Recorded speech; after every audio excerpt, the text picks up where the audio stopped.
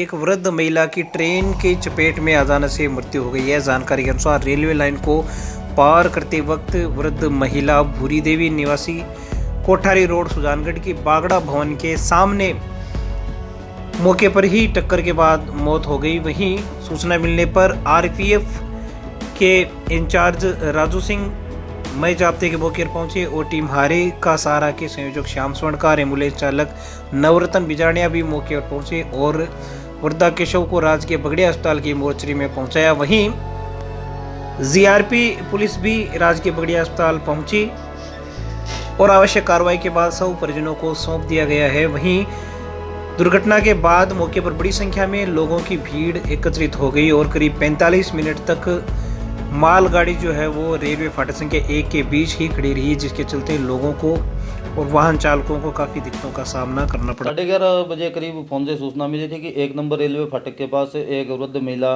जो मालगाड़ी से टकराकर उनकी डेथ हो गई है। तो हम एम्बुलेंस लेके वहाँ पे पहुँचे और आरपीएफ सुजानगढ़ चौकी के प्रभारी राजू सिंह जी भी वहाँ पहुँचे।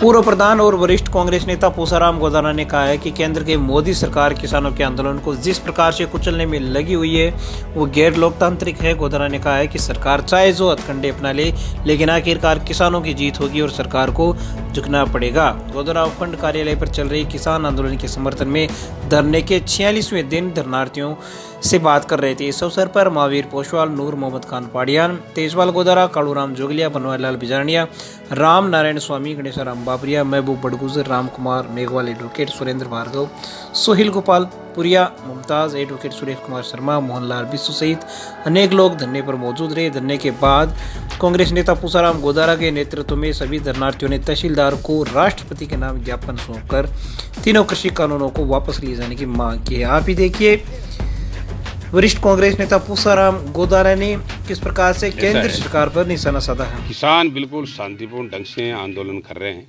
26 जनवरी को जो रैली निकली, ट्रैक्टर रैली, वो शानदार तरीके से निकली और उसके अंदर कुछ ऐसे असामाजिक तत्व है जिनका किसानों से कोई लेना देना नहीं। सरकारी साजिश के तहत घुसे और घुसने के बाद में उन्होंने वो जो तोड़ फोड़ वगैरह की, वो किसान नहीं थे, दूसरे लोग थे जो इस आंदोलन को असफल बनाना चाहते हैं, इस आंदोलन को ख़त्म कराना चाहते थे। उनका इरादा नेक नहीं था।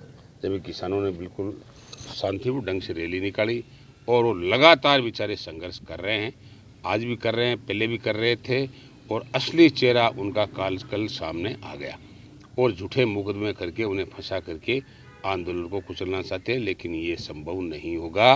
पूरे देश के किसान, पूरे देश के मजदूर एक है, एक रहेंगे और ये नाकाम इरादे, इनके नापाक इरादे सफल नहीं होंगे। कि जो कृषि कानून 3 विधेयक पास किए, तीनों बिल जो पास किए वो तीनों किसानों के खिलाफ है, व्यापारी और मजदूर के खिलाफ है।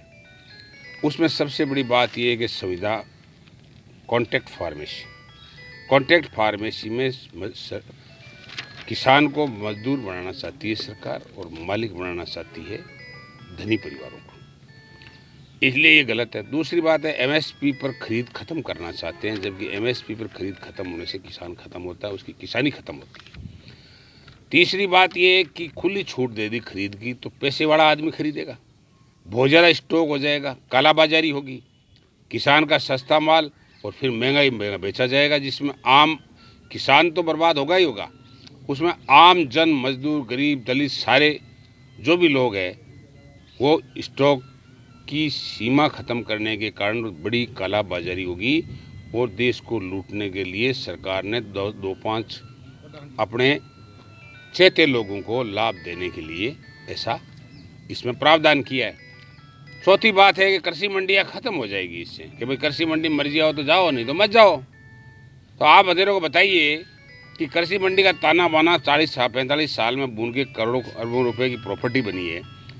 करोड़ों लोग व्यापार कर रहे हैं, कोई चाय वाला कर रहा है, दूध वाला कर रहा है, पल्लेदार कर रहा है, लेबर कर रहा है, पलदारी कर रहा है और उसमें आड़ती है, किसान है, उसकी जायज़ फसल का जायज़ दाम मिलने का एक मार्केट है। इस मंडी को ख़त्म करना चाहते हैं ताकि किसान भटक जाए, मजदूर भटक जाए। किसान को मजदूर बनाना चाहते हैं, मजदूर को भिखारी बनाना चाहती है। ये ये जो मोदी सरकार है, ये इसका इरादा इसमें पीछे अंबानी अंडानी को लाभ देना चाहते हैं। और आखिर इस सरकार को घुटना टेकना पड़ेगा, बैकफुट पर आना पड़ेगा और तीनों कानूनों को वापस लेना पड़ेगा। सरकार को मजबूर कर दिया जाएगा।